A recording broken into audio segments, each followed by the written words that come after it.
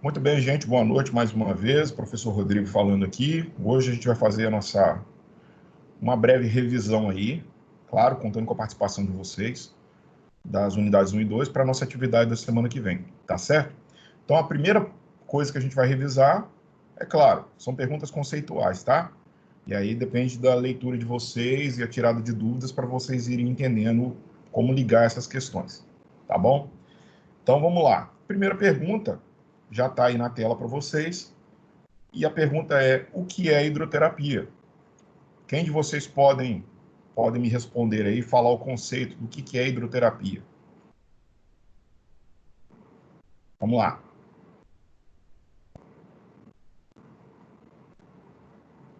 Terapia na água. Terapia na água, ok. Eu prefiro terapia com água. Boa. Melhor. Dá para melhorar isso aí.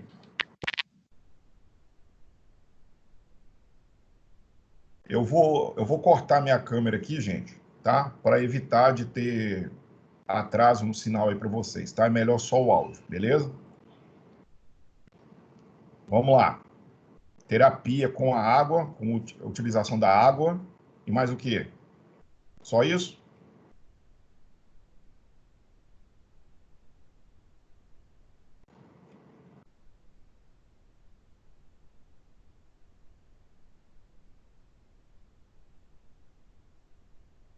Bora, gente, fala. Agora é a hora que vocês podem errar.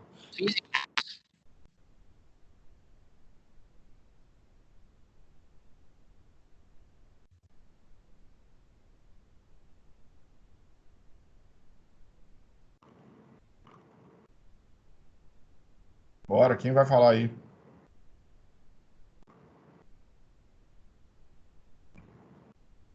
Em todos os seus estados físicos.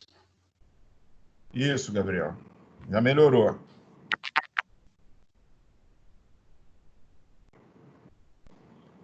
Bem, o conceito mais amplo vai ser o seguinte: o método de tratamento fazendo utilização da água, ok? Como eu vou dizer aqui? Utilização da água em seus vários, em diferentes temperaturas, né? Nos vários estados físicos que ela pode apresentar, então sólido, líquido e gasoso, tá? E a ser aplicado de forma externa, né? Para alcançar efeitos de tratamento aí, tá? Das disfunções ou patologias que podem se apresentar, ok? Esse é um conceito mais geral do que seria hidroterapia, tá certo?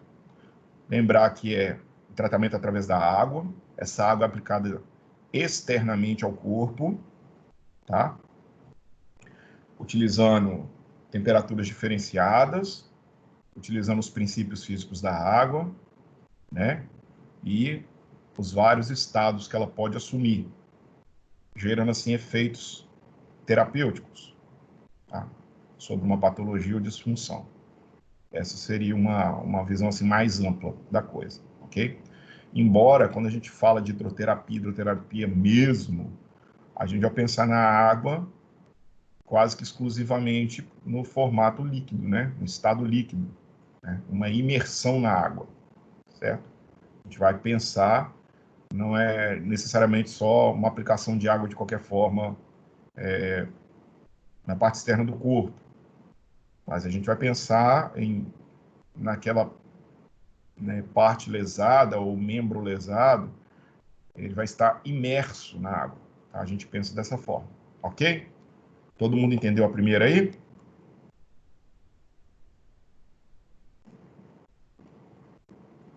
Show de bola, professor. Show de bola.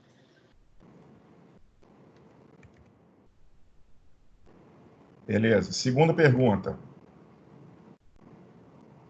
Essa é um pouquinho mais ampla, tá? Mas é só para a gente lembrar mesmo que a gente falou de modelos de piscina.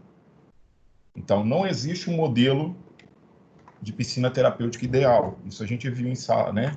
Em aula. Acho que a gente tem essa aula gravada lá. Então, sendo assim, que fatores deve se levar em consideração ao se fazer um projeto de uma piscina terapêutica? Que fatores? Cita alguns aí para mim. Vamos A lá. piscina ser aquecida. Beleza. Levar em conta o fator temperatura, né? É mais indicado uma piscina terapêutica que tenha controle de temperatura, né, da água. Ou seja, pode ser uma piscina aquecida. Mais um. Formato, preferencialmente retangular. Boa. A, É a preferencial o formato profundidade, retangular. professor. Alguma Tá, coisa relacionada à profundidade? Profundidade, acabei de falar. boa. Vamos lá, vamos por partes. Formato da piscina. Sempre é preferencial o recipiente, né, o tanque ser retangular, ok? Mas vai daquilo que vai ser... nessa hora, quando a gente pensa um pouquinho mais a fundo no projeto, a gente tem que pensar, né, o espaço que você tem disponível para construir essa piscina, os recursos que você tem ali na região, entre outras coisas, tá? Mas sim, preferencialmente formato retangular. Aí citaram aí a profundidade. É bom que tenha diferenças de profundidade, para que você aproveite. Nós vimos que alguns tratamentos vão necessitar da água, por exemplo, na altura de joelho, outras na altura de quadril, outras na altura de externo, na altura de cervical, ok? Então, isso aí também no projeto tem que ser pensado, levando em conta que tipo de paciente, que tipo de patologia, que técnicas e métodos você vai usar, ok? Isso tudo tem que ser pensado. Mais o quê?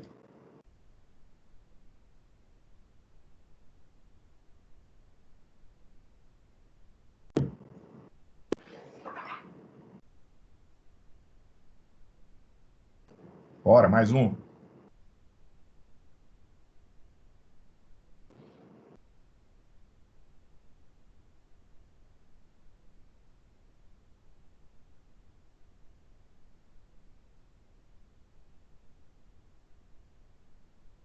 Vamos, gente.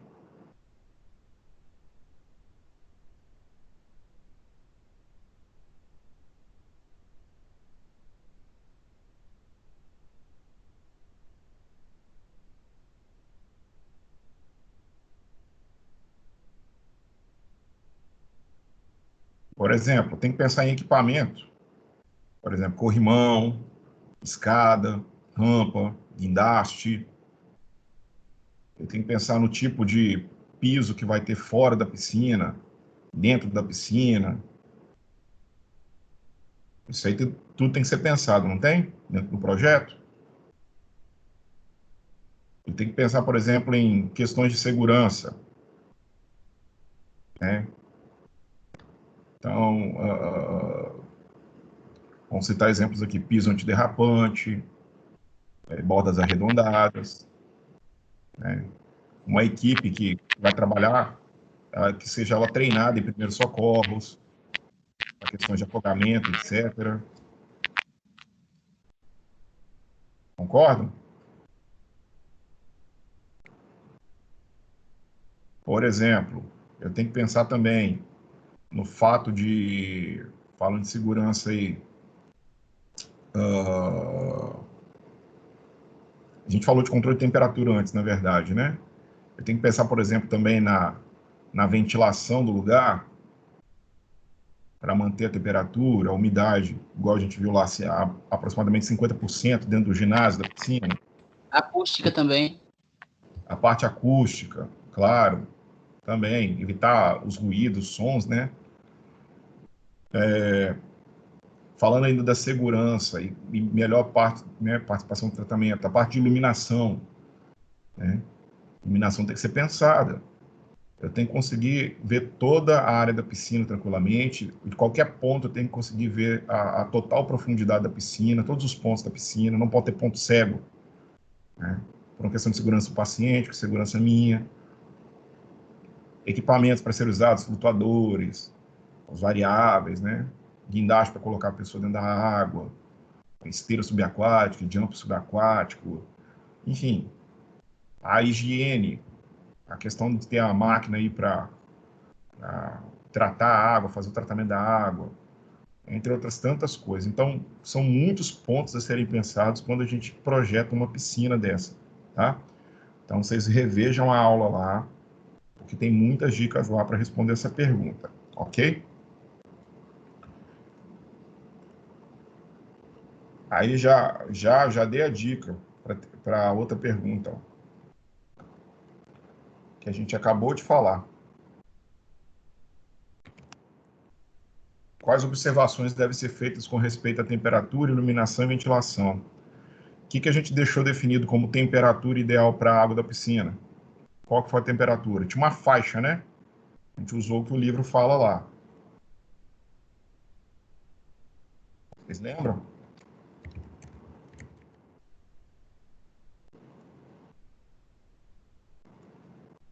R$ 36,5? Ai, meu Deus, não sei não.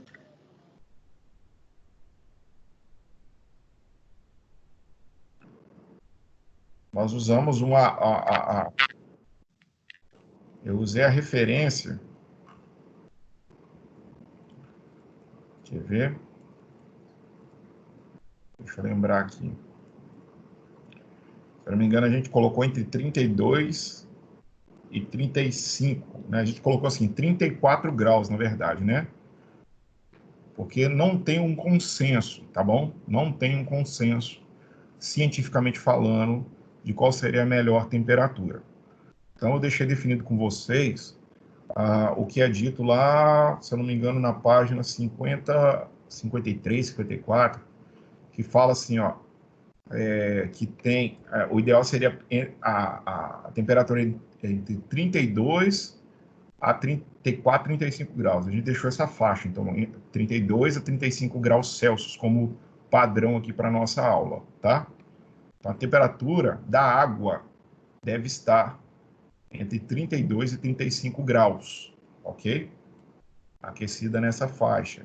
Da mesma forma, a gente falou também da temperatura fora da piscina, no local ali do ginásio, né? Fora da piscina, ao redor da piscina, seria bom que essa temperatura fosse mantida aí em 25 graus Celsius aproximadamente, e nos vestiários um pouco mais baixa, né?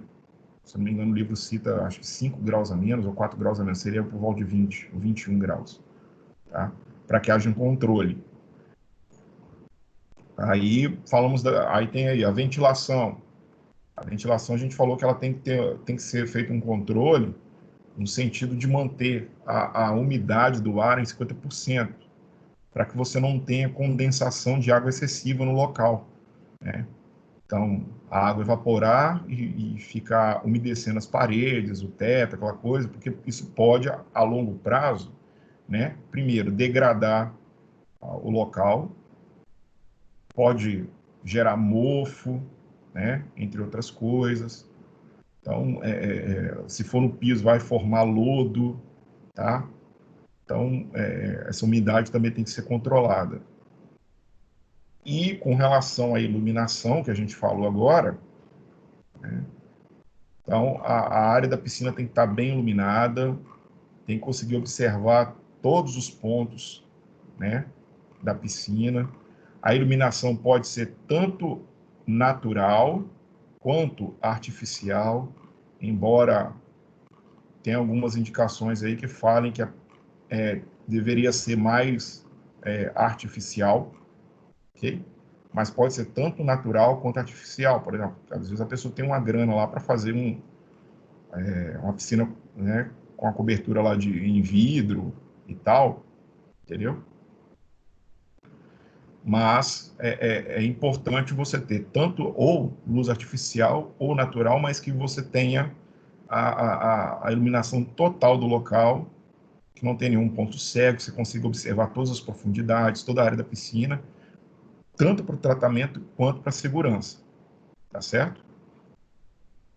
Então, isso é importante com relação a essa é a importância com relação aos 3 pontos aí. Alguma dúvida aí, gente? Não. Vamos à próxima.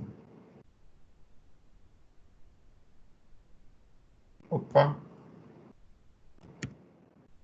É errado aqui. Só um minuto.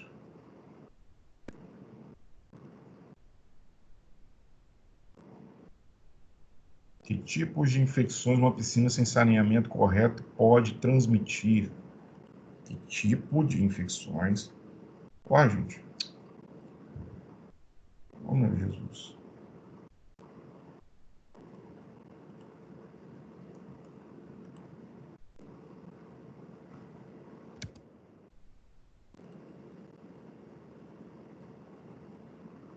Não estou conseguindo copiar a pergunta, não. Deus o signal.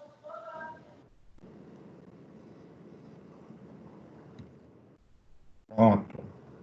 Que tipo de infecções uma piscina sem saneamento correto pode transmitir? A gente tem que concordar que uma água maltratada, né, não limpa, não higienizada, não feita lá o controle e tal, pode se tornar um meio de infecção. Então, de forma geral, aí, que tipo de infecções a gente pode ter, pode ser transmitida a pessoa que fazer uso dessa água? É só lembrar das regiões anatômicas. Quem responde?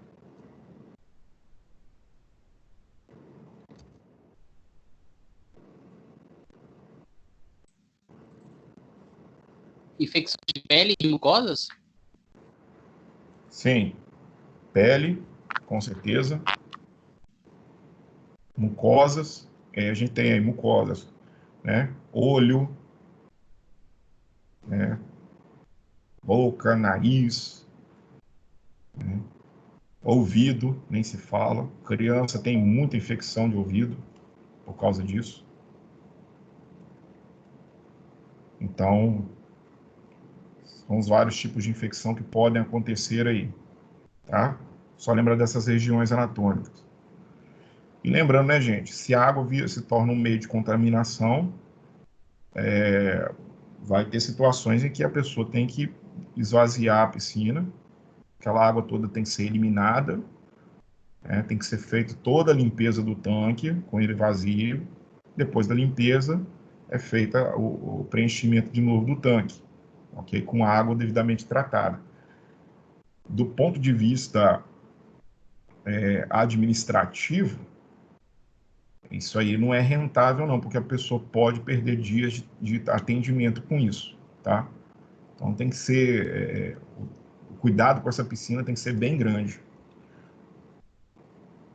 Tanto que a próxima pergunta vai falar algo do tipo, tá?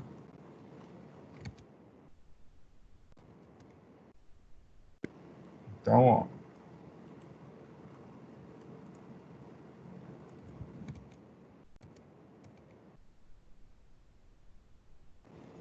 pergunta 5.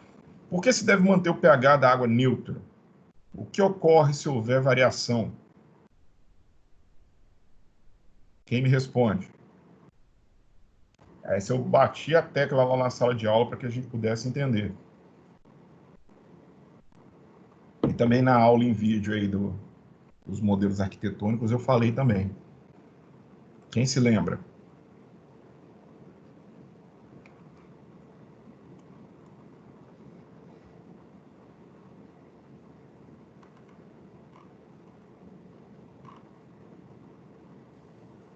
Tem a ver com a diurese?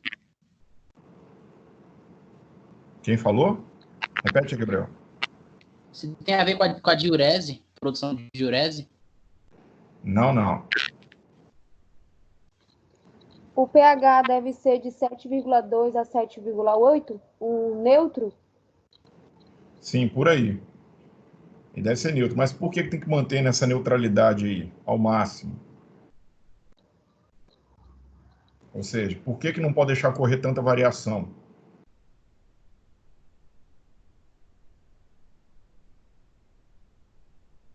Vamos lá, gente. Vocês já estudaram pH. Pelo menos aí para saber da corrente sanguínea aí, para saber quando a pessoa entra, por exemplo, quando vocês estudam cardiorrespiratória aí, saúde do atleta e tal, vocês sabem que se o pH do sangue varia muito, né? Se vai muito para baixo, né, o valor do pH diminui, você pode entrar em acidose, né? E se você aumenta demais, você entra em alcalose. É a mesma ideia para a água. Se a água tem diminuição aí, vamos falar, menos que 7, né, para baixo, 6, 5, 4, 3, a água vai ficando mais ácida. Naturalmente, então, o que uma pessoa lá dentro vai sofrer? Por exemplo, irritação de mucosas pode acontecer, tá? Você pode ter, tanto na alcalose quanto na acidose, né? Ou seja, no ambiente, uma água mais ácida ou mais alcalina, você vai ter tendência a ter irritação de pele, irritação de mucosas, se eu não me engano, é mais na parte alcalina, formação de lodo, né? Você cria um ambiente propício aí para algumas bactérias, alguns fungos se proliferarem. Você tem destruição aí, se for uma piscina de azulejo, o rejunte vai começar a destruir.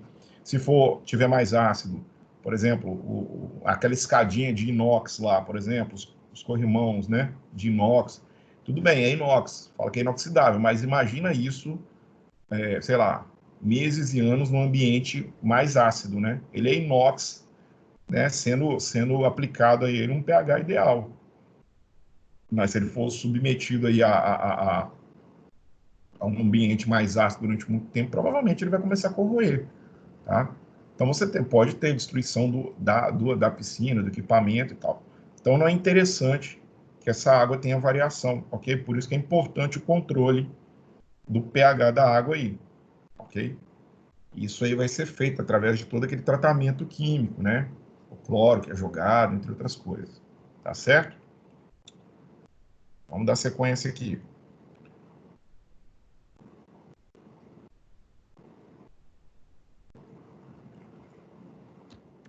Saindo um pouco agora aí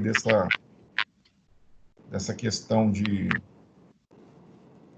piscina, propriamente dito, o modelo da piscina, né?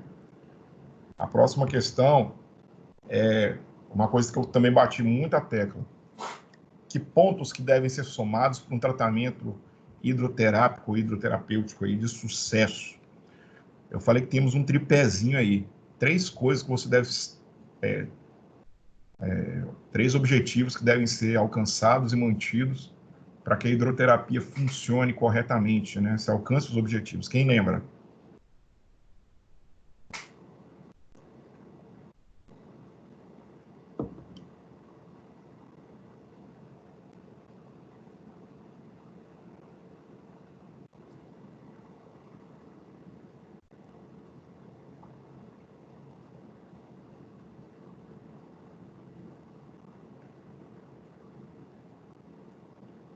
Bora, gente. Essa A gente precisa da questão, participação. essa questão aí tem a ver com o tipo de exercício a ser feito, professor?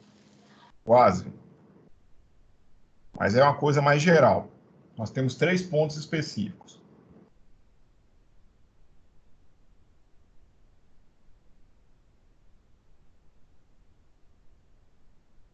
Vamos lá. Vamos adiantar aqui o passo, porque senão a gente não acaba hoje, não.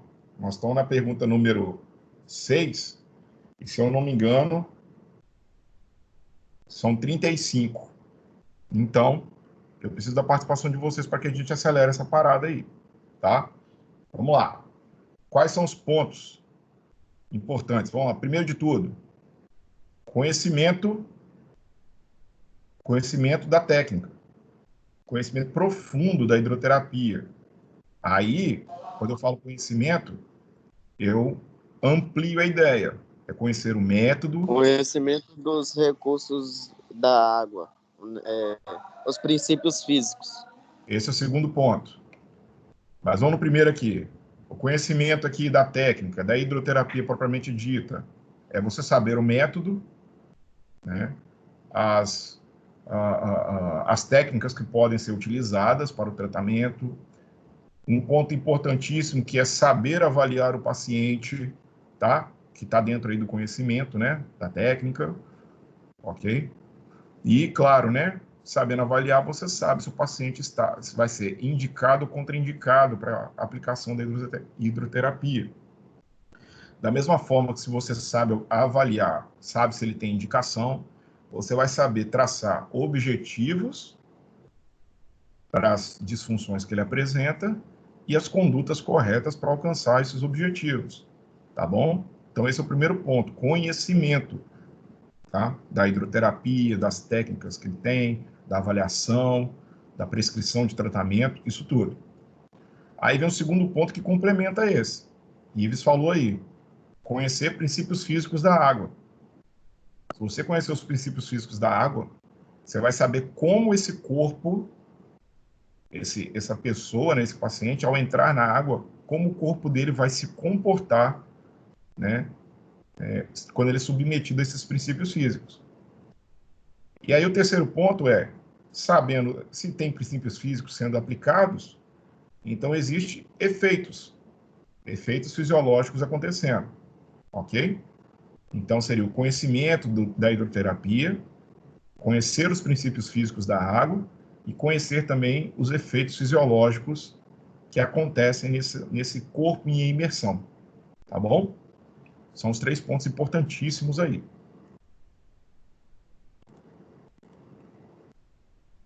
Vamos lá. Próxima pergunta.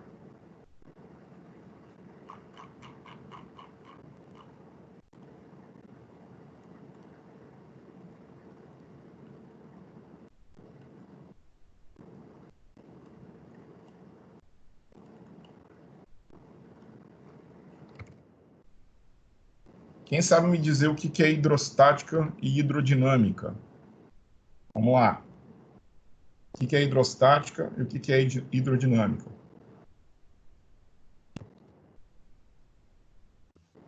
É os estudos dos princípios físicos na água parada, hidrostática e movimento hidrodinâmico. Isso, tá? Mas não necessariamente da água parada ou da água em movimento. Seria mais para um corpo, né? Isso, quando eu falo corpo, eu estou falando de matéria, tá? Qualquer corpo material. Pode ser uma prancha, pode ser um quadradinho de madeira, pode, tá?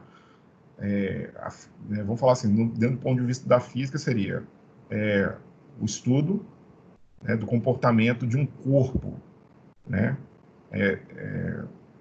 Imerso em água, né, submetido aos princípios físicos da água, a água, né, esse corpo estando parado ou esse corpo estando em movimento, tá? Pode ter o ponto de vista também da água movimentando, ok? Então, isso seria hidrostática e hidrodinâmica, tá certo? Quais princípios da água aí a gente pode citar? Quais princípios físicos? Líquido, gasoso, sei lá. Tá. Líquido, gasoso e sólido, isso aí é estado físico, não é princípio físico. Isso aí acontece por coisa de É verdade. princípio físico.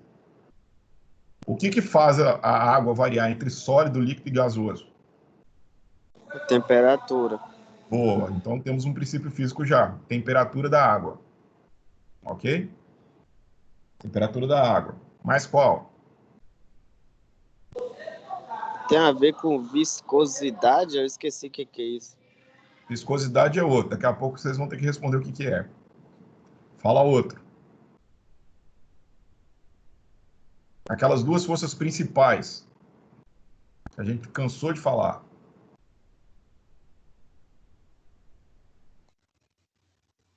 Empuxo, Sim, puxa um.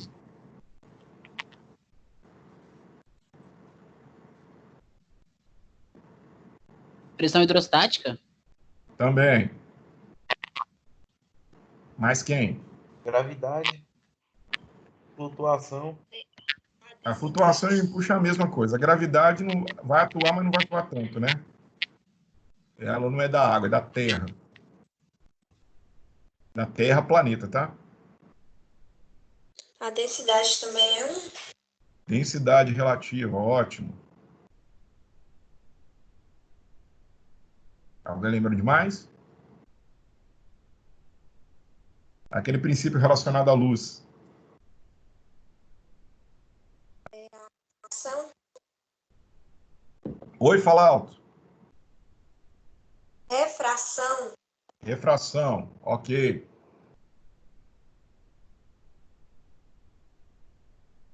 E tem mais. Mas vamos seguir aqui que vocês vão ter que falar um pouquinho da definição de cada um, tá?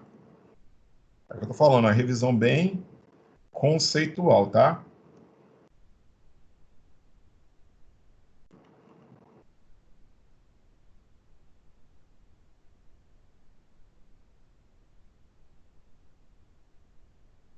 Deixa eu ver aqui, só um minutinho.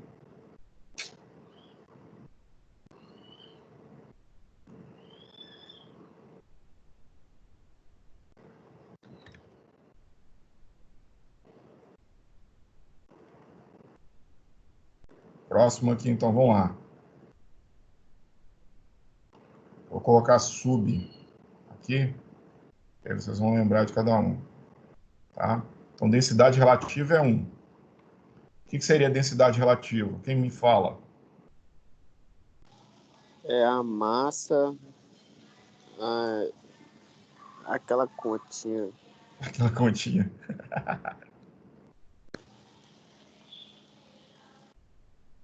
É massa por volume? Exato, essa é a fórmula física, tá? A densidade relativa a gente vai colocar como é a propriedade que vai permitir o corpo, querendo ou não, flutuar ou não na água, tá? É essa propriedade aí, tá certo? A água tem densidade relativa equivalente a 1 grama por centímetro cúbico, tá? Essa seria a densidade relativa da água. Aí a gente falou, qualquer corpo que tenha densidade maior do que 1, que é o valor da água, ele vai afundar. Ele tende a afundar na água.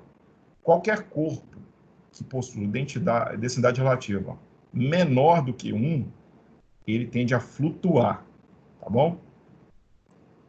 Então, densidade maior que 1 afunda, densidade menor do que 1 flutua, ok? Porém, a gente viu que tem variações, né, gente? O nosso corpo, a gente considera lá que o corpo do ser humano de forma geral, do adulto, do jovem, do adulto, a densidade dele é 0,93. E de uma criança e de um idoso, né, por questão de mudança dos tecidos e tal, você tem uma densidade menor, se não me engano, 0,86. Em teoria, isso é uma média geral, tá? Em teoria, todo mundo deveria flutuar facilmente na água, facilmente. Mas a gente tem variações, né? A gente sabe que membro superior, tem densidade menor que o membro inferior.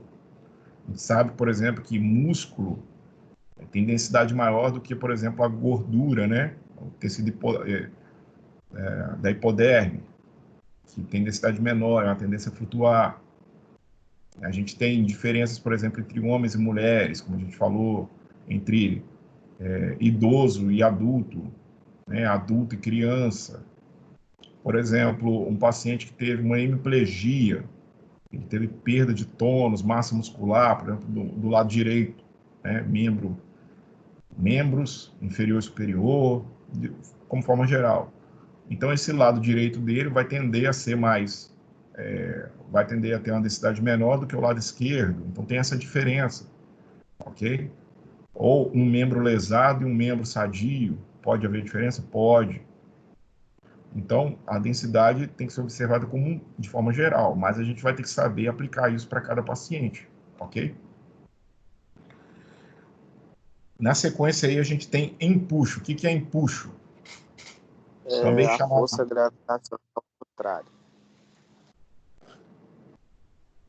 No empuxo, o corpo naturalmente flutua e é como se fosse uma força na vertical. Vamos lá. O empuxo pode ser chamado de flutuação, né, ou força de flutuação, tá? É uma força vertical, né, que vai ser aplicada no corpo que está imerso em água, tá? Então não tem força de flutuação com o corpo fora da água. E ela é contrária à gravidade, ela faz sentido contrário à gravidade. A gravidade vem de cima para baixo, esse empuxo ele vai de baixo para cima. Então, um corpo que está imerso, ele experimenta a flutuação, tá? Com isso, você tem a diminuição desse peso aparente, ok? Isso permite a sensação de que o corpo está mais leve, tá certo? Isso que é um push, tá bom? Alguma dúvida aí?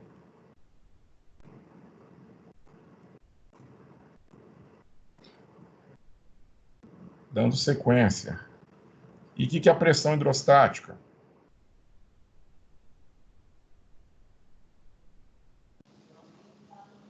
É a pressão que as bordas da piscina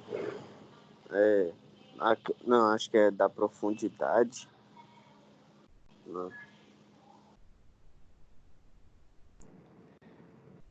Quem lembra? Eu lembro que alguma coisa assim, que quanto mais fundo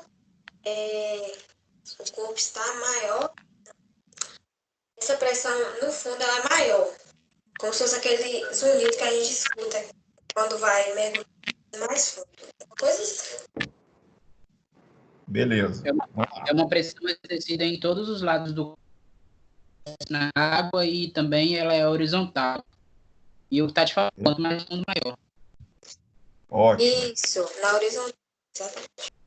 Exato. Lembra que o empuxo, gente, ele é uma força aplicada verticalmente, tá? A pressão hidrostática é uma força aplicada horizontalmente, tá? Em todo o corpo que está imerso. E conforme vai se aprofundando, né? Essa força, que é a pressão hidrostática, ela tende a aumentar, ok? Então, para cada faixazinha de profundidade da água ali, né? Independente se for metro ou milímetro, tá? Conforme vai se afundando, quanto mais fundo for, maior essa pressão hidrostática. Então, ela aumenta a profundidade, essa força horizontal. É por isso que acontece o tal dos unidozinho na orelha lá quando você vai mergulhar lá no fundo, porque você tem a pressão hidrostática pressionando seus tímpanos aí dentro do ouvido, tá? Ou pelo menos o ar que está lá dentro do seu, lá dentro do ouvido, ok? Beleza. E viscosidade? O que seria viscosidade? Quem lembra?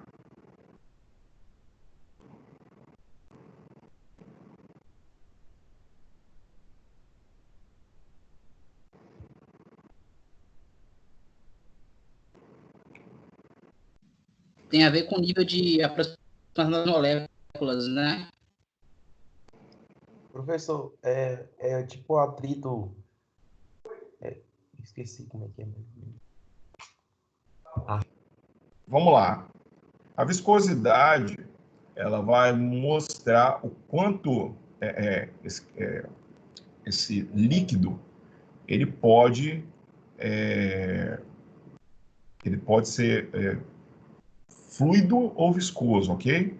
O contrário de viscosidade ele seria fluidez, tá? E sim, o Gabriel falou da questão da atração das moléculas. Quanto mais atraídas essas moléculas de água tiver, mais difícil vai ser se movimentar entre elas, né?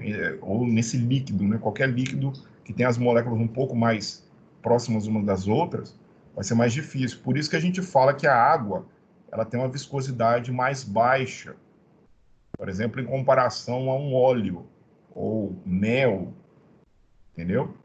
Ela tem uma viscosidade um pouco mais baixa, logo ela é mais fluida, ok? Mas ainda assim, essa viscosidade da água permite a ela ter uma resistência maior que a do ar. Então, se você tiver com água até o pescoço, faz um comparativo de você dentro da água e fora da água. Onde você vai se movimentar mais fácil? No ar, porque o ar tem uma resistência menor que a da água. Tá? Então, essa viscosidade vai permitir à água gerar uma resistência. Tá? Então, para que haja movimento dentro da água, você tem que vencer essa resistência que as moléculas de água apresentam por conta da viscosidade. Tá? Tensão superficial. O que seria tensão superficial?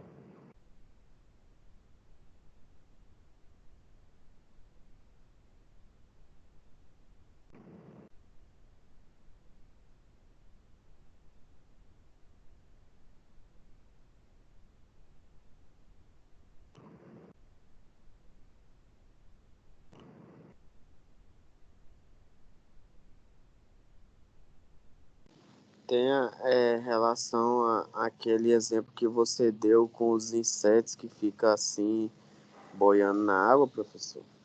Tem relação. Vamos lá. O que que acontece? A gente falou da questão da viscosidade, que existe essa força entre as moléculas se atraindo, né? Para que elas se componham como uma única matéria. Mas, na superfície, somente na superfície da água, essa união entre as moléculas, ela se dá com uma força um pouco maior, tá? Existe um poder de coesão maior entre essas moléculas que estão ali na superfície da água, tá? Então, por conta disso, é como se a resistência para se romper essa superfície da água, tanto para fora quanto para dentro, é necessário uma força maior para se romper essa resistência. Então, tem uma resistência muito maior ali entre as moléculas da água, ok? Por conta dessa tensão superficial aí, que aí o exemplo que deram agora, que, por exemplo, você tem aqueles mosquitos ou aquelas moscas que conseguem pousar na superfície da água e permanecer. Que eles são tão leves que eles não conseguem romper a tensão superficial da água, por isso eles permanecem de pé ali na superfície da água, tá? É essa tensão superficial aí que faz com a pessoa ficar toda vermelha lá quando ela pula de jeito errado na piscina e dá aquela pancada, é o que machuca. Exatamente porque a pessoa bate em uma superfície que está um pouco mais coesa, entre as moléculas um pouco mais coesas, tá? E a refração? O que seria refração aí com relação à luz que vai para a água?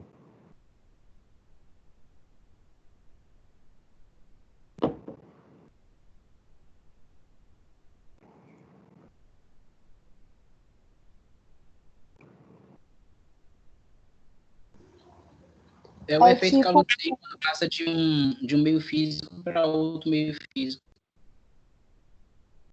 Repete aí, Gabriel, que embolou um pouquinho.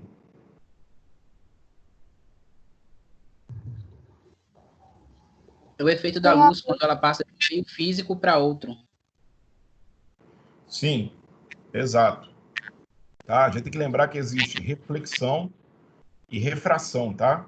Reflexão é exatamente refletir. Então, em teoria, a luz bateria na superfície da água, né? E parte dela seria refletida e não passa para dentro da água. O que dessa porção de faixa de luz que entra para dentro da água, a gente vai chamar de refração. Então, ela sai, a capacidade da luz sair de um meio para outro. Dentro da água, como a água ela tem um outro meio, é uma outra matéria, tá? Então, quando a luz vai para a superfície, bate na superfície, parte dela é refratada, ou seja, ela passa para o ambiente da água, só que ela sofre desvio. Com isso, você pode ter uma distorção da imagem, tá?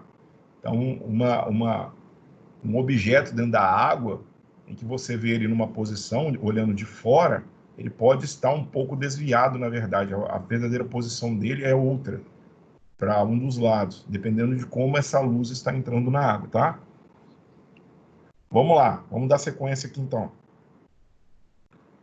A pergunta seguinte é essa daqui. Levando em conta ainda princípios, né, mas eu vou deixar de fora aqui, para não confundir muito. Que tipos de fluxo pode existir aí na água? Então, cita para mim qual fluxo pode existir e fazer a definição de cada um. Qual que é o primeiro?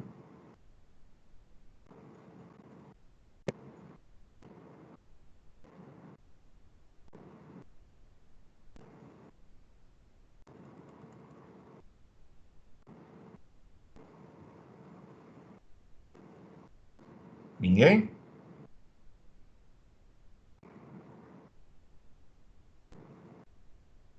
Vamos lá. Dois fluxos, Eu né? lembro só do de esteira. Oi? Eu lembro só do de esteira. Mas aí não seria necessariamente um fluxo. Isso aí a gente vai chamar de efeito, tá? Vamos lá. 2 fluxos. Ele Eu pode lembro que ser, são 3, mas ele pode ser laminar ou pode ser turbulento, ok? 2 tipos, laminar e turbulento.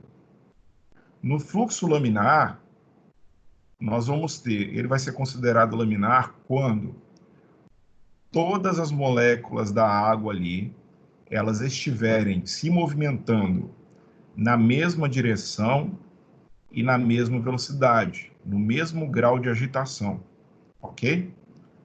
Aí eu dei exemplo daqueles rios, né? Que você olha e você vê até parece que tá um espelho. Nossa, parece que a água está parada, mas se você pular lá dentro, você vai ver que tem uma velocidade, tá? De repente está passando até muito rápido a água. Essa ilusão aparente aí se dá exatamente por isso, porque o fluxo é laminar de tal forma que aquelas moléculas de água elas estão mexendo na mesma velocidade, na mesma direção, com o mesmo grau de agitação, mínimo grau de agitação. Então parece que não existe movimento, por isso que é laminar, tá? Lembra de lâmina aí. Agora, o fluxo turbulento já é o contrário. As moléculas elas vão se movimentar desordenadamente, ou seja, cada uma para uma direção, em velocidades diferentes, em agitação, em alta agitação. Aí a gente vê, é quando a gente percebe que existe uma correnteza, por exemplo, num rio que tem muita pedra, muitas pedras de tamanhos diferentes, e isso gera profundidades diferentes ali naquele leito daquele rio. Aí você vê aquela água toda agitada, né? Exatamente, é um fluxo turbulento, ok? Então, isso seria os 2 fluxos e como definir cada um aí. Ok? Próxima pergunta. Fale um pouco da resistência da água e como isso pode gerar benefícios no tratamento. Vamos lá. A gente sabe que existe resistência da água, isso aqui a gente já falou. A resistência da água se dá pela viscosidade da água, que é muito maior, né? Que é maior que a do ar. Então, a água gera mais resistência que o ar. Mas isso pode gerar benefício para um tratamento de um paciente. Como?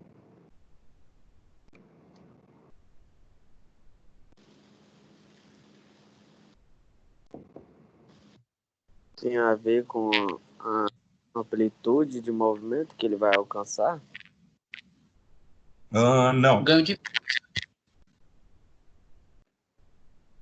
de força. Força, tem mais.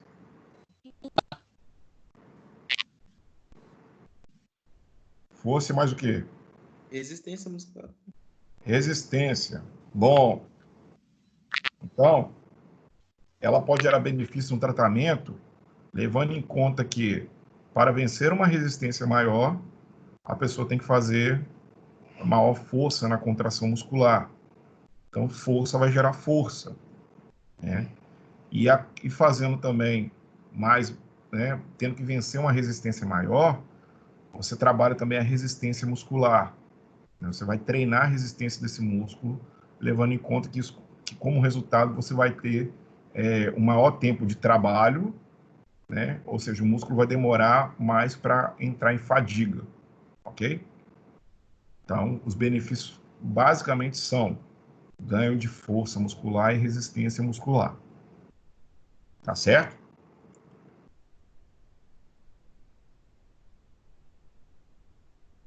Que efeitos os princípios físicos da água, né, geram em um corpo em imersão? Que efeitos aí vocês podem citar aí para mim assim rapidamente?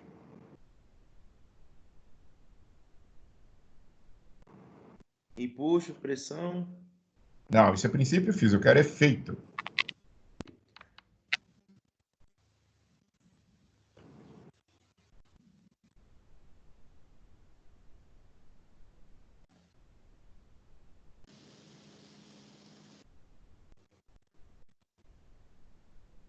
Relaxa.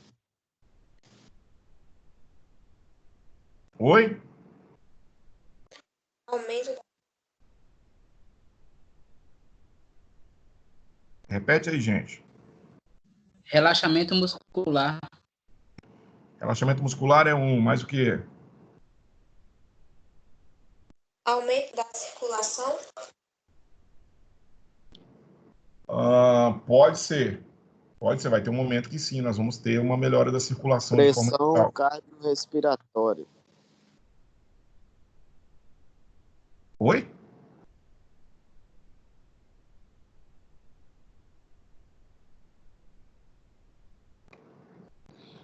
Gente, ó, relaxamento muscular, diminuição de estresse, né? Você tem alívio, por exemplo, de ansiedade, tem esses efeitos terapêuticos aí no sentido de né, um efeito terapêutico mental.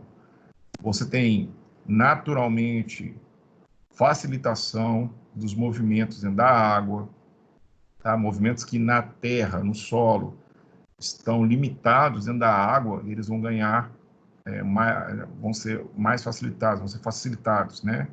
Então, mobilidade, se ganha mobilidade, redução de cargas, tal, porque a pessoa vai ter, né?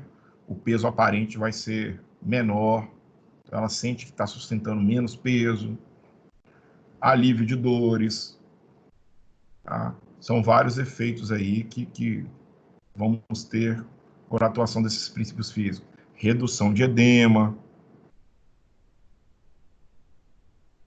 tá? Vários efeitos podem ser gerados aí. Quais sistemas do corpo aí são afetados quando se está dentro da água? Citem aí os sistemas para mim.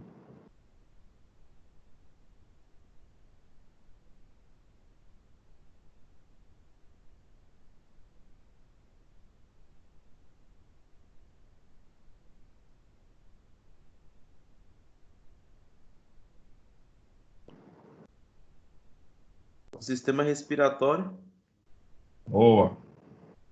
Mas qual? sistema muscular,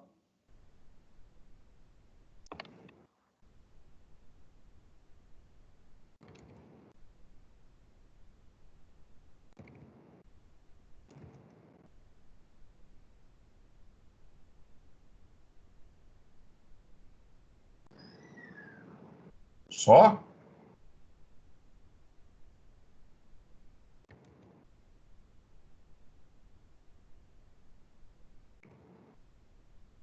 professor, sistema muscular, sistema... Esqueci o nome.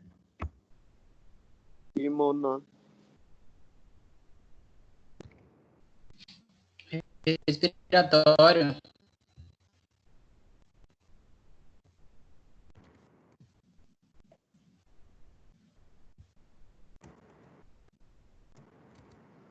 Sistema urinário também, professor. Sim.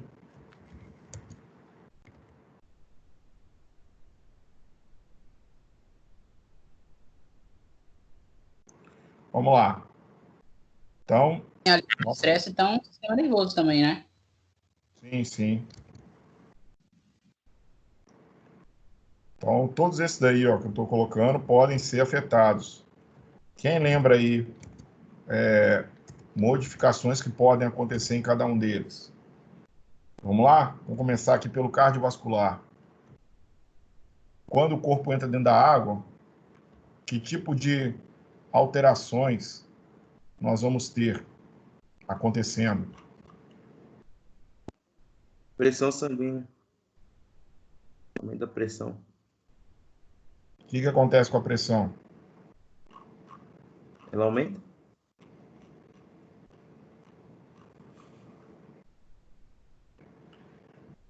Vamos lá.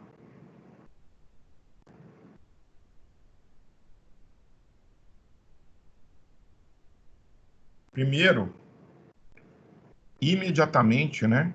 Quando você entra na água, você tem vasoconstrição momentânea, tá? Lembrando que, tá, gente? Vasoconstrição aí momentânea, por causa do que a gente chama de reflexo de mergulho, tá? Naturalmente acontece isso. Você tem vasoconstrição momentânea, isso aumenta a resistência vascular, tá? e aumenta a pressão arterial no início. Aí depois, ficando um tempo nessa água aquecida, naturalmente vai acontecer vasodilatação, isso aumenta a circulação sanguínea, principalmente na periferia, e você tem aumento do suprimento sanguíneo nos músculos, melhora o retorno venoso, tá? Então lembre-se que, de início, quando a pessoa mergulha, imediatamente após o mergulho, você tem vasoconstrição, ok? Imediatamente após o mergulho. Depois, com o passar do tempo, você vai ter vasodilatação, tá? Nós temos também, por exemplo, se a pessoa emergiu na água até a cervical, por exemplo, profundidade da água até a cervical, você vai ter aí aumento do débito cardíaco, né? O volume sanguíneo central também aumenta, ok? Entre outras tantas coisas. Você tem esse deslocamento aí do volume sanguíneo para o centro é por conta da pressão hidrostática, lembra? Pressão hidrostática. Então, o cara está com água até na cervical. Lá embaixo, nas pernas dele, naturalmente tem uma pressão hidrostática maior atuando do que, por exemplo, na região do tórax dele. E aí você tem compressão das partes moles, lá dos tecidos moles, né? E aí você tem retorno o líquido intersticial através do fluxo linfático, né? Da parte linfática. O próprio retorno venoso é favorecido. Então, esse volume sanguíneo que estava lá em grande quantidade, agora porque teve essa vasoconstrição, ou, né, com o passar do tempo ainda vai ter um pouco, né, a compressão das partes moles, você tem um volume de sangue maior na região central, tá? Isso favorece fluxo sanguíneo pulmonar e favorece trocas gasosas também, tá certo?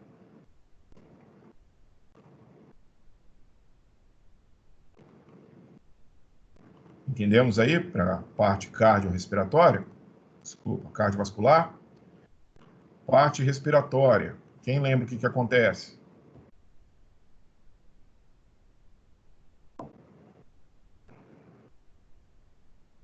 Cria pressão nos pulmões.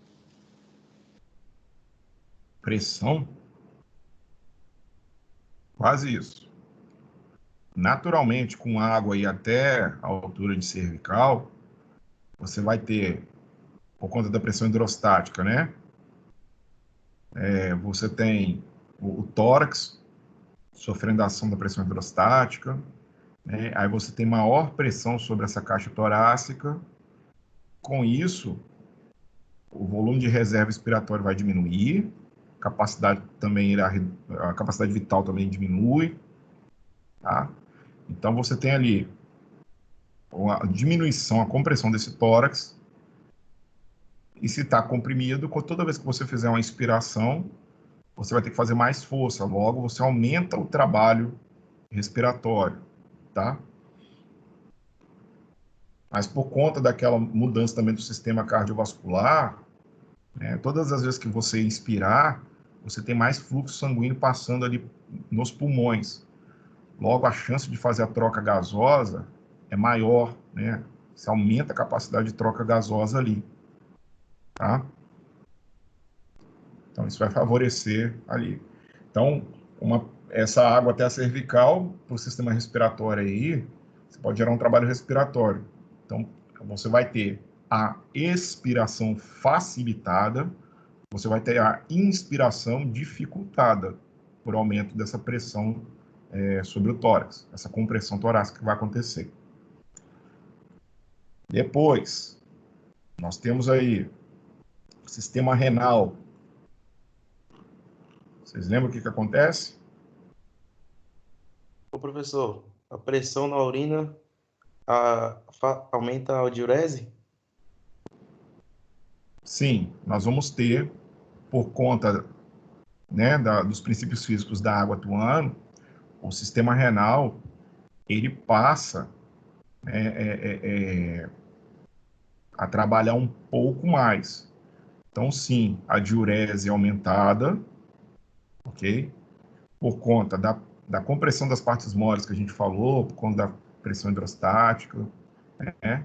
Aumento do débito cardíaco, isso aumenta o trabalho renal, né? Por isso a excreção, né, da água, né, e da urina, a produção da urina e a excreção dessa água aí vai ter que ser através da urina. Então, o rim vai trabalhar um pouco mais, ok? E muito também porque a gente sabe que o hormônio antidiurético, quando você está lá na água, ele é inibido, né? Então, aquilo que, em teoria, regula, né, a diurese, agora já um dos mecanismos já não funciona mais, ele está inibido. Por conta disso, a pessoa vai ter o desejo de fazer xixi, né, com mais quantidade e mais frequência, tá bom? Por conta disso. Lembrando que também dentro da água, né, você vai fazer, já falando do termorregulador, você faz a troca, você não sua, você não faz suor, não transpira dentro da água. Logo, você não tem como eliminar líquido também através do suor. Então, aumenta, potencializa ainda mais a diurese. O próximo aí é o sistema músculo-esquelético. O que a gente pode apresentar aí com relação ao sistema músculo-esquelético? Alterações ou efeitos que vão ser gerados aí?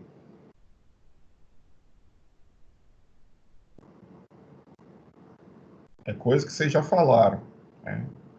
O relaxamento. Relaxamento muscular, É, tá? Você tem melhor oxigenação e nutrição das células da pele, do músculo. Você tem aí a questão da melhor nutrição, melhor oxigenação, né? Você vai ter também, se é que eu posso usar essa palavra, né? A desintoxicação desses tecidos por conta do aumento do fluxo sanguíneo ali. Então, chega mais nutrição, chega mais oxigenação e sai mais fácil os excretas metabólicos.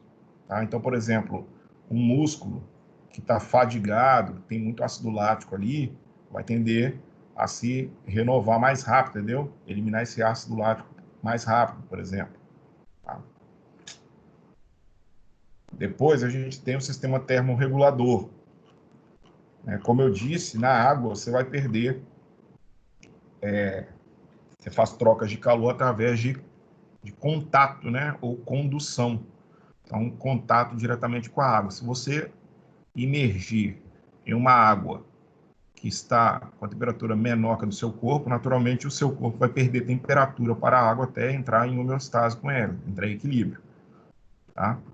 Agora, se a água estiver aquecida, a tendência é você absorver a temperatura da água por contato ou por condução, para que você entre em equilíbrio com a água. Tá? E aí o sistema termorregulador funciona dessa forma. Não, você não vai conseguir transpirar na água. Por isso que você tem a diurese potencializada. Você vai perder mais água, né? Não pelo suor, mas vai ter que perder. Isso que você perderia pelo suor, você vai perder por diurese. Ok? E depois a gente tem o sistema nervoso. Então, que efeitos a gente vai ter aí? Você tem vários neurotransmissores sendo liberados aí, ok? Aí você tem inibição da dor, ok? Você melhora naturalmente depois, como eu disse, no início você tem aumento da pressão arterial, você tem depois isso, conforme esses hormônios vão sendo liberados, você vai tendo regulação da frequência cardíaca, da resistência, tá? Bloqueio da dor, entre outras coisas. Beleza? Vamos dar sequência aqui.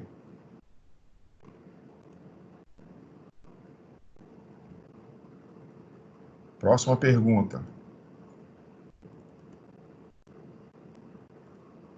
Professor, Diga. uma pergunta. O sistema tegumentar não tem nenhuma relação a isso, não? Eu citei no músculo esquelético, que acaba citando junto, né? Ah, tá, Para entendi. o sistema tegumentar também vai ter alterações, né? A gente viu que num reflexo de mergulho você tem vasoconstrição imediata, mas depois, naturalmente, o sistema tegumentar vai estar relacionado tanto com o músculo esquelético quanto com o termorregulador, ok? E aí você vai ter, você tem melhora a nutrição, a circulação no local também, né? Diminui as toxinas ali, as tensões do tecido, tá?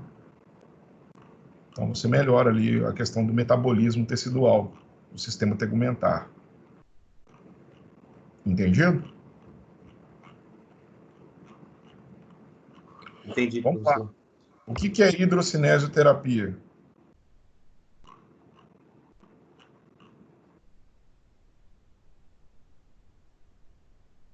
Quem lembra? Conceitua aí para mim.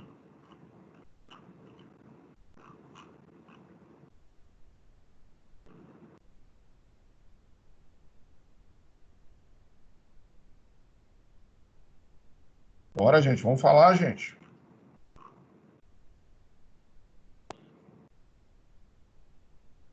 Hidrocinesioterapia, o que é?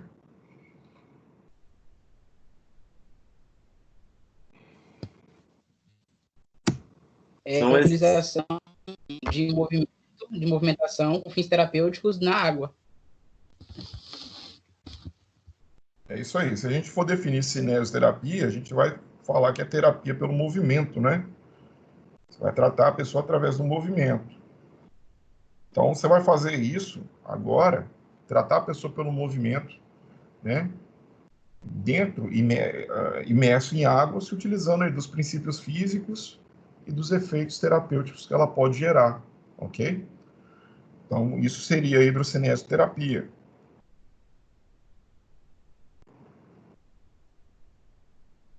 E aí vem a próxima pergunta. Já que a gente está falando de cinésio,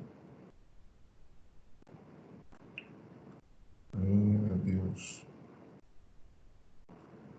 Já que a gente está falando de cinésio,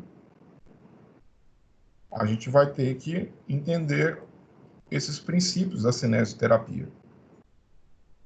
Quem sabe me dizer aí, define para mim, por favor, o que é exercício passivo?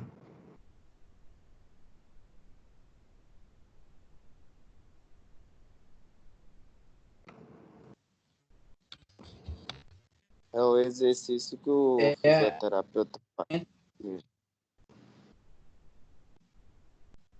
isso. Movimentação articular sem contração muscular. Exato. E quem realiza isso é quem?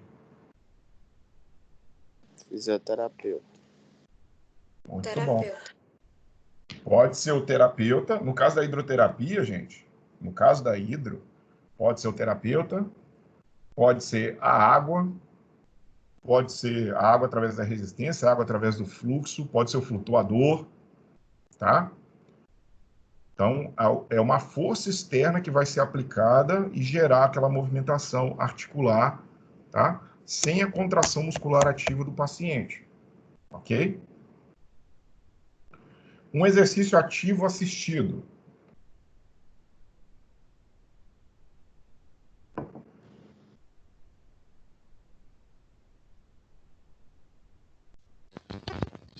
É um movimento realizado pelo paciente com contração muscular e com auxílio de uma força externa.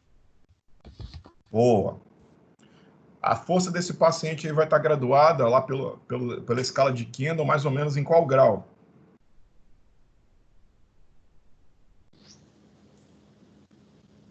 Três, Quanto? dois, dois. 2 3. Já mudou. 2 ou menos, né? 2 ou menos. Ok? Exercício ativo. Como é que é?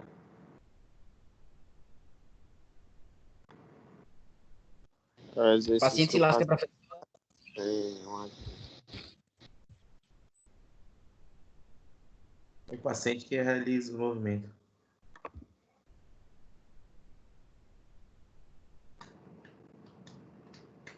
Beleza. Então, o paciente vai realizar o movimento. Então, você tem uma contração muscular, uma movimentação, com contração muscular ativa por parte do paciente, sem auxílio. Aí esse cara já está graduado, pelo menos aí na força muscular de Kendall, pelo menos grau 3, tá? Então, esse vai ser o exercício ativo. E o resistido,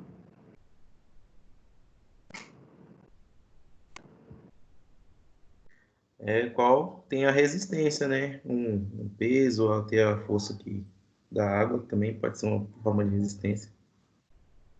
exato.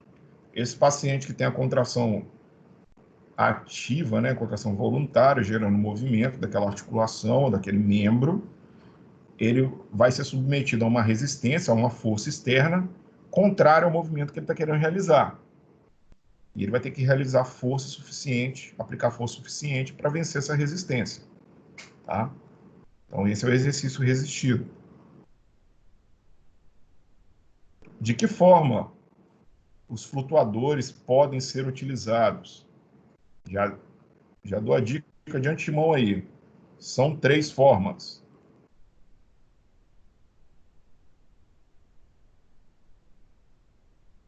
Um é passiva. Passiva. A favor do Acredito que seja movimento. Espera aí. Quem falou aí? de forma de apoio, como se fosse tipo um suporte para o paciente. É uma das formas do flutuador. Boa. Apoio ou suporte. Mais o quê?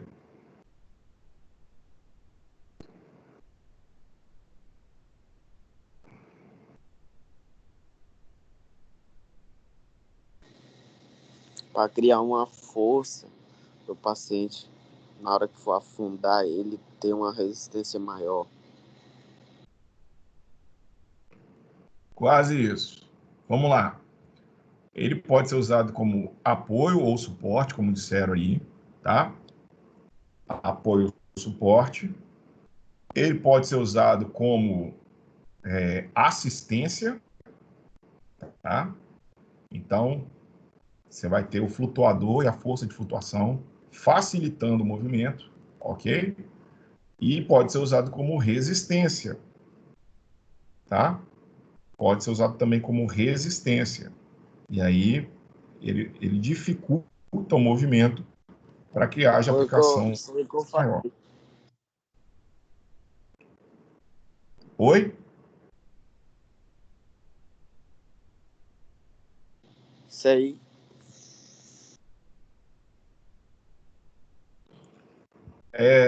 Então, lembrem-se, eu falei dos flutuadores. Sem o flutuador, naturalmente, a força de flutuação ela pode ser utilizada dessa forma, ok? E você pode aumentar isso com o uso do flutuador, tá bom? Naturalmente, o uso do flutuador vai aumentar essas ações aí. Então, vamos lá. Aqui temos uma outra pergunta aqui um pouquinho grande também.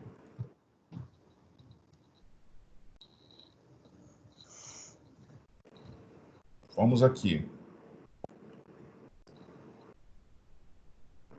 Dentro desses tópicos aí. Como a hidrocinese-terapia pode alcançar os objetivos abaixo? Notem que nós temos aí objetivos de tratamento, tá? Analgesia. O que a gente pode usar da hidrocinésio, né? Aplicando a hidrocinésio, para que você consiga analgesia com o paciente? A temperatura da água, professor. Temperatura da água. Bom, agora explica para mim melhor isso daí. De forma que água aquecida aumenta a circulação, ou a água fria para diminuir, para fazer a vasoconstrição e diminuir a dor. Ótimo. Porque geralmente a gente só pensa na água aquecida, né? A água aquecida, naturalmente, ela vai gerar absorção do calor para o corpo, né? Isso gera vasodilatação periférica, portanto, um relaxamento muscular. Então, você tem, por exemplo, a diminuição de espasmos, tá? Que seria a letra B aí. E para diminuição da dor, não que a água com a temperatura aumentada não faça isso, mas de repente você não tem um espasmo muscular acontecendo, uma dor de outro tipo, por exemplo, uma dor óssea, uma dor articular, tá? Ou um processo inflamatório, que já tem a temperatura elevada. Então, o melhor seria uma água mais fria, que é o que a gente faz lá naquele Price, né? Quando você coloca gelo, comprime, posiciona, tudo certinho. Então, a água mais fria também ajudaria na diminuição da dor, tá? E a água aquecida também. Vai depender da situação do local da lesão, tá? Se tem uma tendência inflamatória ou não. Beleza? Ótimo. Vamos seguir aqui então. Diminuição do espasmo muscular, acaba que a temperatura aí já liga isso, já ajuda, né? Lembrando, tá, também que para analgesia, gente, o próprio empuxo, a flutuação, ela também faz diminuição da carga sobre as articulações, lembra? Afasta as facetas articulares, naturalmente você tem supressão do sistema nervoso simpático, e aí você tem diminuição de dor também, ok? Seja pela temperatura, seja pelo empuxo, tá certo? Aí, próximo, falamos de espasmo muscular, vamos para normalização de tônus. O que eu posso usar aí para normalizar tônus?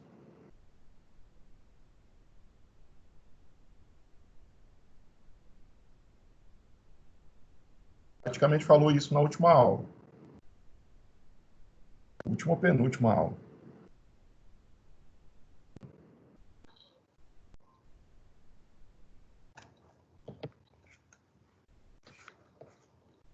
Por exemplo, se o paciente tiver hipertonia ou espasticidade, o que a gente pode fazer aí, dentro da hidrocinese, para poder normalizar esse tônus?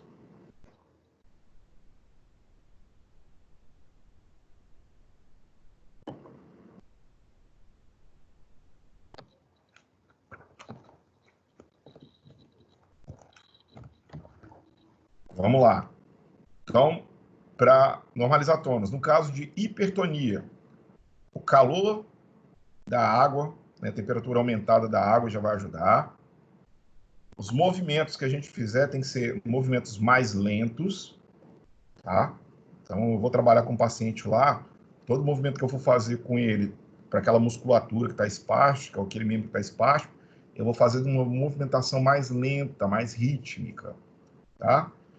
Eu vou trabalhar bastante rotação do paciente. Coloco o paciente em flutuação e vou rodar ele lentamente para um lado, para outro, né?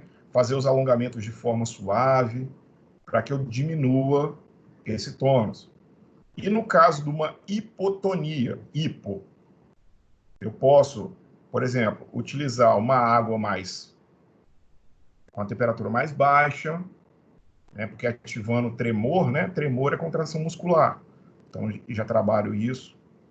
Eu posso utilizar a própria turbulência, né, da água, seja o fluxo emitido ali pelos bicos da lateral da piscina, ou eu jogando água contra o paciente, né, fazendo fluxo contra ele, faça a contração muscular e tente se manter a postura, manter a posição. A resistência da água, ele vencer a resistência da água pode ser utilizado. Eu posso usar menor profundidade. Com a menor profundidade, né, ele vai estar, uma parte do corpo vai estar fora da água, vai estar exposta à gravidade, logo, o que tiver dentro da água vai ter que, de forma geral, né, tanto dentro quanto fora da água, vão ter que realizar contração muscular para se posicionar, tá? Então, tenho várias formas de normalizar tônus aí, seja o tônus aumentado ou tônus diminuído. Entendido? Para ganho ou manutenção da amplitude de movimento e da mobilidade, o que eu posso fazer? Quem lembra? Professor, eu sei que diminui a pressão sobre as articulações e vai ter analgesia. Assim vai ficar mais fácil para trabalhar a mobilidade e consequentemente, ganhar mais ADM. Ótimo. Quem é que trabalha aí diminuindo essa carga?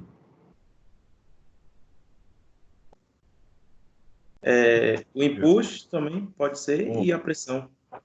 Isso. Então, o somatório de empuxo e pressão hidrostática vai ajudar nisso. E aí eu vou trabalhar aí tanto com exercício passivo, ok? E aí eu posso usar a viscosidade, a resistência, a flutuação, o flutuador, a mão do terapeuta, tá? Tudo isso pode ser usado para trabalhar passivamente, mas eu também posso fazer, aumentar tanto a amplitude quanto a mobilidade com exercício ativo também. Então, aí tem as mesmas coisas, o empuxo, né, o posicionamento correto do paciente para usar a direção do movimento correto, usar flutuador, tá? Posso usar tanto o exercício ativo quanto o ativo assistido, depois progredindo para o ativo, tá? Posso utilizar dessa forma. Para ganho e manutenção de força muscular, a gente até já citou. Para ganho e manutenção de força muscular, eu vou utilizar o quê? O empuxo, a resistência da água, turbulência. Eu posso usar o flutuador, né? Se eu estou usando o empuxo, usar o empuxo, mas eu vou fazer movimentos contra ele, seja com o membro, com a movimentação só do membro ou com o flutuador junto. Então, contra o empuxo, utilizar a resistência da água, a turbulência. Eu posso utilizar, aumentar as alavancas biomecânicas, tá? Para aumentar o braço de resistência. Eu posso fazer um movimento mais acelerado, aumentar a velocidade do movimento, também vai ter que ser necessário mais força muscular, ok? Então, tudo isso pode ser usado para se trabalhar a força muscular, bem como a resistência muscular também, tá? Embora eu não tenha aqui, eu vou acrescentar força muscular e resistência.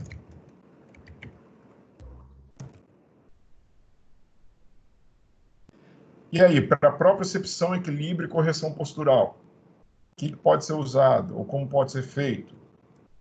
Quem lembra?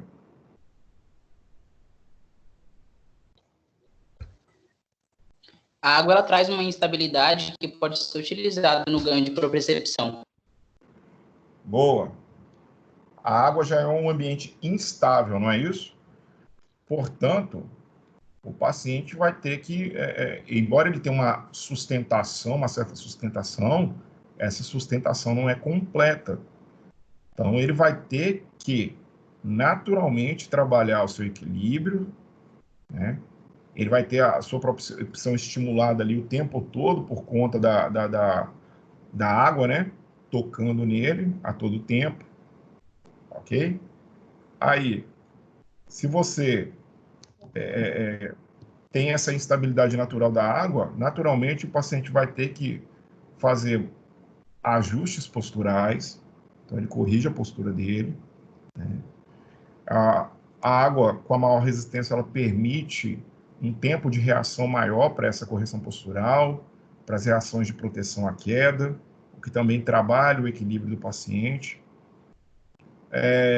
A propriocepção, além disso tudo que a gente falou, também vai permitir, né, a ativação dos receptores articulares aí por conta da turbulência, do empuxo, da velocidade do movimento. Então, esses três componentes vão ser ativados de uma melhor forma dentro da água por conta dessa instabilidade e as reações de correção postural, a pressão hidrostática que está tocando o paciente todo o tempo, né, o empuxo. Então, é um ambiente de autoestimulação, especialmente para esses três componentes aí. Tá? Depois disso, a gente vai ter realização da marcha funcional. E aí, quem me fala? Como isso pode ser trabalhado?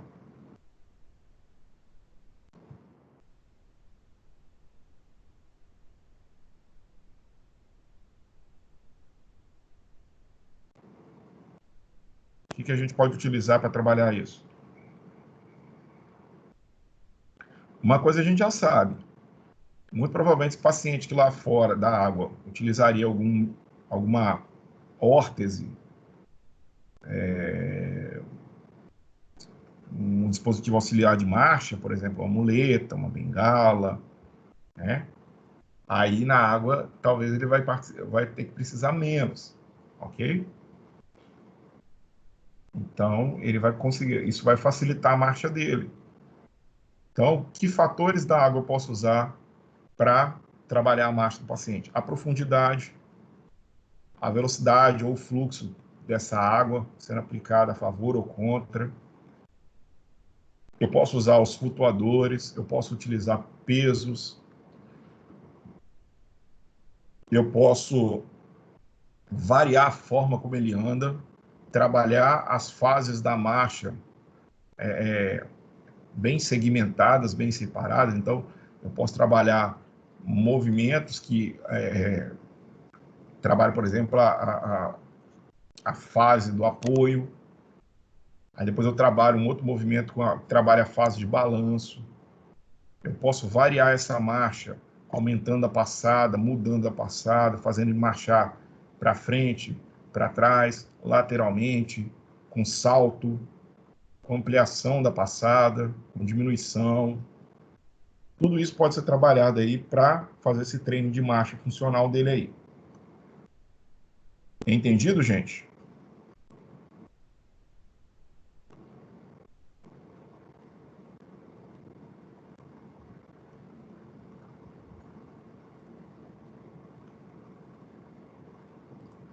Já estamos quase finalizando, mas vamos lá.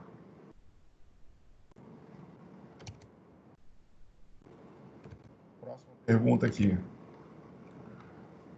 Primeiro de tudo, me conceitua aí o que é lesão medular.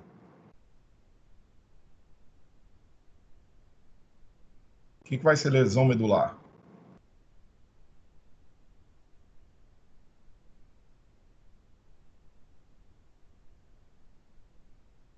É uma lesão que ocorre na medula espinhal e qual vai inibir ou até prejudicar o sistema nervoso. Certo. É uma lesão que a gente pode falar até grave, né? Da medula, como você disse. Isso vai comprometer o sistema nervoso e, por consequência, comprometer todos os outros sistemas inervados por ele, de forma motora e de forma sensorial, ok? A gente sabe que numa lesão medular, naturalmente, quanto mais alta o local da lesão, pior o prognóstico de desenvolvimento do paciente, né? Então,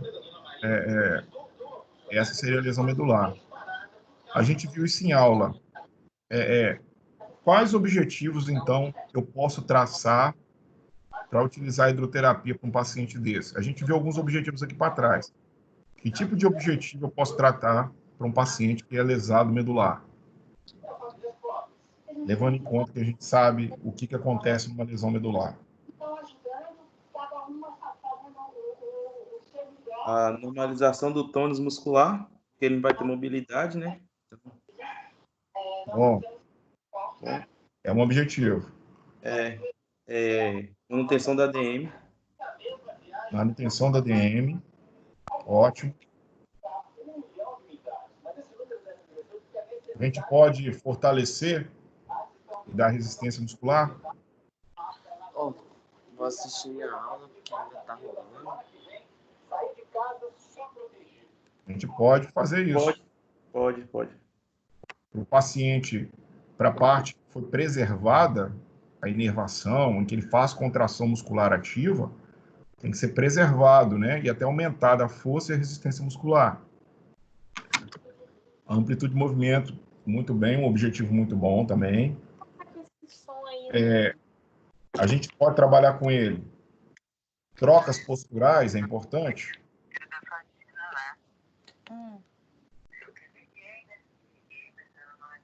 Cabilino, você já recebeu seu dinheiro do governo, Cabilino? Trocas posturais, por exemplo, vão ser importantes serem trabalhadas. Por quê? Esse paciente ele tem que ser capaz de trocar de postura, né? Sentado para deitado, deitado para sentado, sentado para, de repente, a cadeira de rodas, ou, se for uma lesão medular mais baixa, tentar ficar de pé, mesmo com dispositivo auxiliar. Então, essas trocas de postura são importantes serem trabalhadas. Nós também temos como objetivo, se ele consegue fazer, marcha. Trabalhar a marcha terapêutica. Um paciente com a lesão um pouco mais baixa, ele vai ter uma musculatura de membro inferior preservado e com auxílio do dispositivo de marcha, de uma órtese posicional e tal, ele vai conseguir realizar a marcha. Controle postural, já que a gente fez as trocas posturais, ele também tem que aprender a fazer controle postural. A parte respiratória dele deve ser trabalhada? Sim. Ele vai se cansar um pouco mais ao fazer esses esforços para, por exemplo, para marcha, para troca de postura. Se eu for um paciente que, em teoria, fica acamado, teve uma lesão medular um pouco mais alta, um tetraplégico, por exemplo, ele vai ficar muito acamado. Lógico, o trabalho respiratório com ele vai ajudar. Tem uma questão preventiva aí de doenças respiratórias, entre outras coisas. Tá? Professor, uma pergunta. Diga. Você falou aí que tem grau até que dá para ter mobilidade nos membros inferiores de Sim. lesão medular? Sim. Qual seria mais ou menos assim um exemplo de uma? Eu fiquei na dúvida agora como poderia ser. Exemplo? De uma que poderia ter ainda mobilidade nos membros inferiores. Quanto mais baixo aí for a lesão medular, melhor. Então, nível de lombar, a lesão medular, nível de lombar, sacral, talvez ali finalzinho de torácica, T10, T11, T12, a pessoa ainda mantém alguma inervação da região de membro inferior, de algumas musculaturas, e aí com auxílio de órtese posicional e de dispositivo auxiliar de marcha, ela consegue ficar de pé e até dar uns passos. Tá? Entendi, professor. Tranquilamente consegue fazer isso. Vamos lá. Quais cuidados aí eu tenho que ter ao colocar um paciente desse lesado medular lá dentro da água? Vamos pensar um paciente com a lesão mais alta. Lesão medular lá de cervical. Professor, o principal seria o risco de afogamento, né? Maior. Ele não ia ter mobilidade. Risco de afogamento. Se for um paciente ainda, né, até traqueostomizado, tem que haver proteção da traqueostomia dele ali. Né? Vai ter que tomar um cuidado porque esse paciente, quanto mais alta a lesão, ele perde o controle dos esfíncteres, né? Tanto urinário quanto, né, anal, e aí ele pode ter a incontinência fecal e urinária, assim. Então, deve ser feita, né, um cuidado. É um paciente que precisa mesmo da hidro, tem que ser feita lá o esvaziamento, né, fecal e urinário dele, deve ser colocada aquela fralda impermeável, para ter todo cuidado de não contaminar a água, né, com esse tipo de excreta. Tá? São cuidados que a gente tem que ter. Terapeuta sempre junto, né?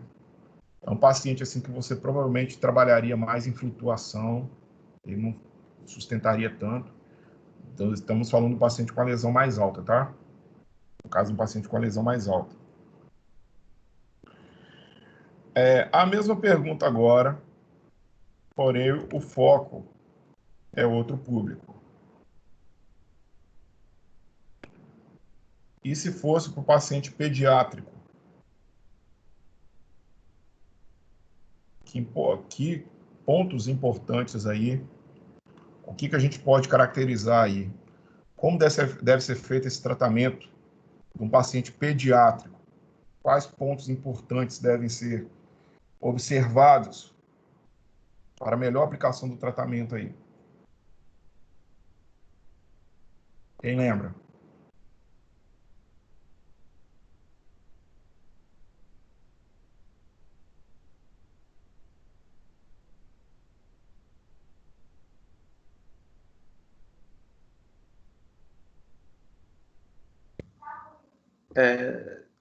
Trabalhar de forma que cative a criança, porque não é fácil, né, trabalhar com criança assim. Eu tenho risco de afogamento, dependendo do problema da criança também, né, que pode trabalhar. Isso. Ô, gente, a gente tem que lembrar assim, todo objetivo que você traçar com a criança, toda atividade que você for fazer criança, ela tem que parecer uma brincadeira. Ela tem que ter esse caráter lúdico, esse caráter recreacional, tá? Utilizar brinquedo, objeto que seja flutuante, colorido, sonoro, tá? Tudo isso tem que ser algo que chame a atenção da criança. A sua forma de falar com ela, dar os comandos de voz para ela poder entender, tá? A sua criatividade vai ditar muito sobre o tratamento com essa criança, tá? Lembrando que uma criança, que é mais nova, né? Ela teve a lesão, quanto mais precoce ela for estimulada nesse ambiente aquático, se já fora da água, né? Se ela for estimulada precocemente, a tendência é ela ter um prognóstico melhor. Mas, se ela for estimulada no ambiente aquático também precocemente, os resultados podem ser até maiores, tá? E aí tem questão do risco de afogamento, né? As infecções que podem acontecer, muito acontece infecção de ouvido, né? A atividade não pode ser entediante, ela tem que cativar, como foi falado aí, tá? Tem que ser estimulada a movimentação ativa dessa criança. Então, esses são pontos importantes quando a gente faz a pediatria dentro da água, tá bom? E sempre em contato. Você pode ali de início, quando a criança não tem muita confiança em você, o pai, a mãe, né, aquele que acompanha, ele participar junto ali dentro da água para depois ir, né, saindo aos poucos e tal. Então isso aí é importantíssimo acontecer. Mudando o público mais uma vez. A gente faz a mesma coisa agora, né, que a gente falou isso muito na aula anterior. Mudando o público aqui. E para gestante, quem lembra aí pontos que são importantíssimos de uma paciente gestante, quando a gente vai tratar com ela hidroterapia? Quem lembra?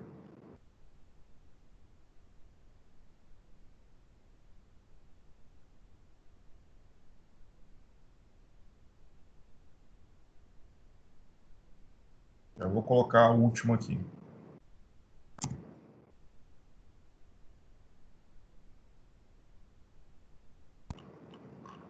Vamos lá? A gestante, ela apresenta várias alterações, vocês concordam? Ela tem mudança da frequência cardíaca para mais, do débito cardíaco, do consumo de oxigênio, a PA ali no quarto, quinto mês aproximadamente é menor, depois tende a aumentar até o nono mês, aí ela pode até ter aquela hipertensão gravídica que pode aparecer, né? A questão da respiração dela, ela tem alterações, centro de gravidade dela altera, a postura altera, o equilíbrio, a marcha. Aí ela tem a tendência a ter frouxidão ligamentar, força diminuída, dores nos membros inferiores, na lombar especialmente. Tem as questões psicológicas, né, como ansiedade, humor alterado, insônia. Então, olha quantas alterações. Se a gente lembrar disso, a gente lembra que a gente pode trabalhar, né? A hidroterapia vai ser indicada, claro, depois de uma avaliação, depois da liberação médica, vai. O que você pode trabalhar com ela? Diminuição das dores, né, principalmente na região lombar, na sacroiliaca. Pode fazer treino respiratório com ela, visto que a gente tem alteração ali das capacidades vitais, o diafragma dela às vezes vai estar comprimido por conta da posição do bebê. E se for uma mulher que vai fazer o parto normal, ela vai precisar desse trabalho respiratório aí bem, né, de uma forma bem importante. As forças, a força muscular dos membros inferiores, especialmente, porque é mais peso, é mais carga para se carregar. Naturalmente, você vai tendo enfraquecimento, né? Ou nem enfraquecimento, de repente permanece com a mesma força, porém a carga que está sendo aplicada é maior. Então, você pode trabalhar a força muscular dela, especialmente membros inferiores, estabilizadores de coluna, né? Tem o componente do relaxamento, tanto físico quanto mental, já que ela pode ter todas aquelas alterações de humor, de sono. Então, você gera bem-estar geral para ela aí, ok? E quando a gente fala em atividades de grupo, alguém lembra aí o que a gente pode observar de importante que deve ser trabalhado, deve ser observado? Quem me fala?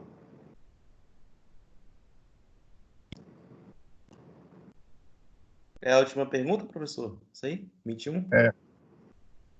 É. Um ponto importante é que os exercícios, as atividades a ser realizadas devem ser com pacientes com problemas específicos. Tipo assim, um problema, exemplo, no braço, e o outro não pode ser com um problema medular, entendeu? Ou uma criança. Então, os grupos têm que ser trabalhados dessa forma aí. É um perfil clínico parecido, você quer dizer? É isso mesmo, professor. Tá, um perfil clínico parecido, tá? Para todos eles. Pode ser também faixa de idade, então, idosos com idosos, criança com criança, ou disfunção parecida, né? Então, isso aí é um ponto importante que deve ser observado. Mas o que?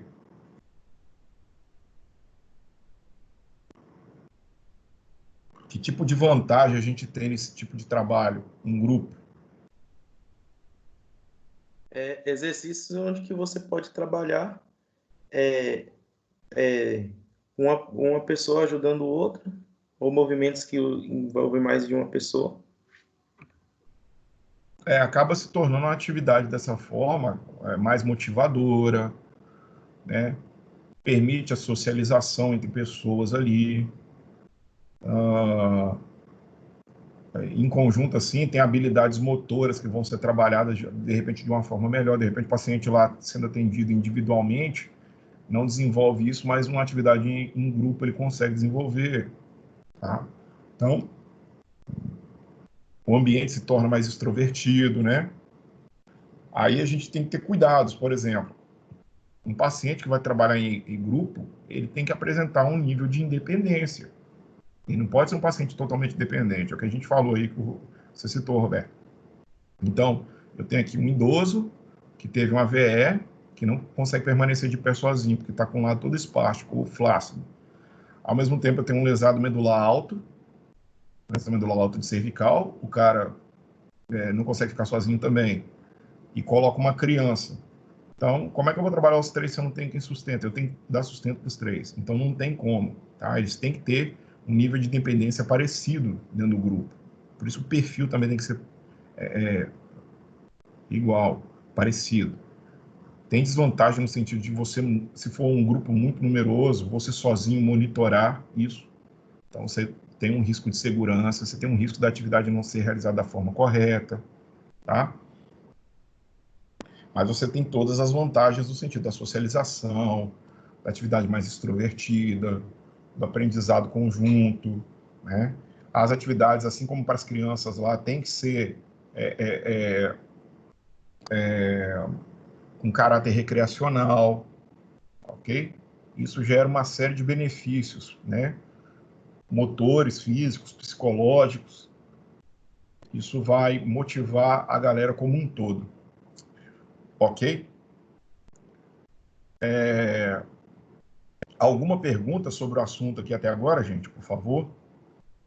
Tem um pessoal que entrou hoje na aula e está quietinho aí, não perguntou nada, para mim está sabendo de tudo.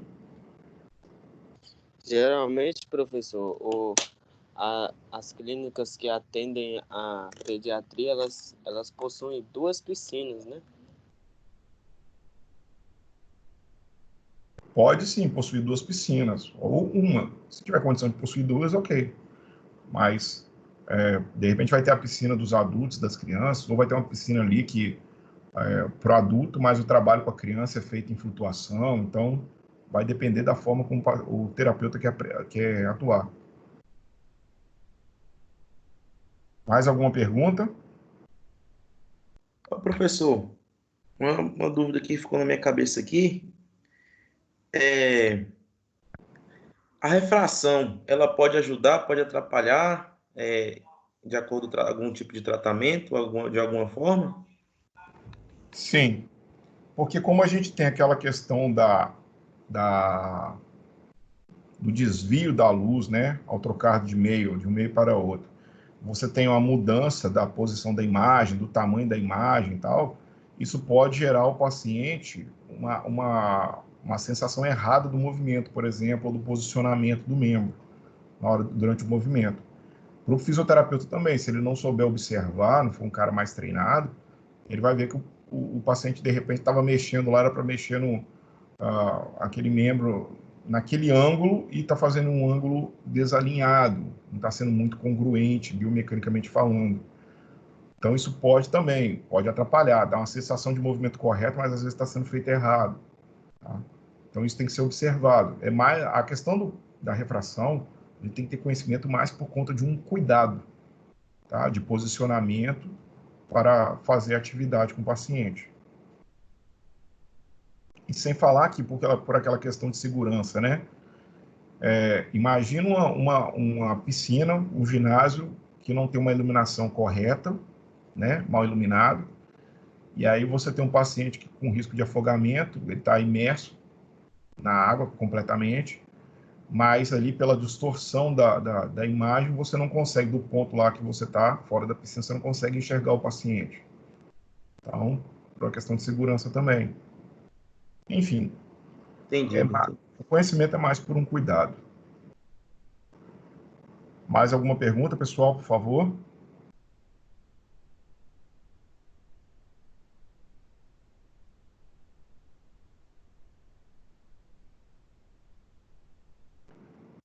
Beleza, se não temos pergunta, eu vou encerrar a gravação aqui e vou passar algumas informações novamente para a galera, tá?